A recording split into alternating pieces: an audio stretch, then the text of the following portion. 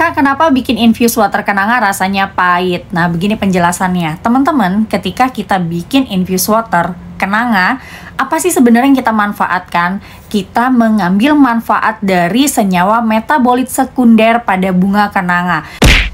Nah, apa itu senyawa metabolit sekunder? Yaitu senyawa atau zat kimia pada tanaman yang diproduksi oleh tanaman untuk melindungi dirinya dari berbagai macam ancaman lingkungan maupun patogen yang bisa mengancam kelangsungan hidup tanaman. Jadi ya, kalau yang namanya tanaman ini kan diem aja nih. Dia makhluk hidup tapi nggak bisa kemana-mana. Sehingga ketika ada ancaman, misalnya ada serangga gigit ya di daunnya, dia nggak bisa berbuat apa-apa guys. Beda dengan kita, ketika ada ancaman itu kita masih bisa lari.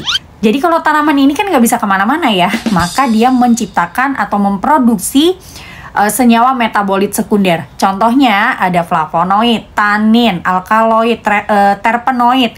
Ya, ini adalah senyawa metabolit sekunder. Tujuannya supaya serangga-serangga ini tidak lagi merusak tanaman tersebut. Contoh lain ya, tanaman yang melindungi dirinya dari paparan sinar ultraviolet, maka dia akan memproduksi lebih banyak flavonoid untuk menyerap sinar ultraviolet. Jadi sinar UV ini bisa bermanfaat, bisa juga mengancam kelangsungan hidup tumbuhan. UVA membantu pertumbuhan tanaman, membantu proses fotosintesis, pembuahan, dan pematangan buah maupun bunga pada tanaman. Tapi kalau UVB dan UVC, apabila terpapar nih ya tanaman, ini bisa merusak DNA, protein maupun membran sel, sehingga mereka memproduksi lebih banyak flavonoid untuk menyerap sinar UV. Contoh faktor lingkungan lain ya, yaitu suhu yang ekstrim. Kalau di Indonesia kan ada musim hujan, ada juga musim kemarau, di mana suhunya itu akan dingin sekali atau panas sekali atau bahkan kering.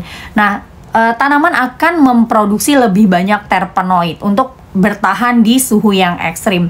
Kemudian ada lagi ancaman dari patogen atau hewan herbivora ya, serangga pemakan daun, bunganya atau buahnya, maka tanaman akan memproduksi lebih banyak alkaloid. Dan sifatnya alkaloid, terpenoid, kemudian flavonoid ini rasanya pahit. Kenapa pahit? Supaya serangga nggak doyan ya. Nah, jadi ini loh yang menyebabkan kenapa sih kenanga bisa pahit rasanya. Berarti bisa aja tanaman kenanga ini tumbuh di situasi lingkungan yang memang mengharuskan tanaman tersebut memproduksi senyawa metabolit sekunder lebih banyak. Nah gitu ya teman-teman, ini loh alasan kenapa infused water kenanga kok rasanya pahit. Tapi ini nggak berlaku untuk bunga kenanga aja ya, untuk semua tanaman bisa saja rasanya menjadi lebih pahit karena faktor tadi ya, mereka harus memproduksi lebih banyak senyawa metabolit sekunder.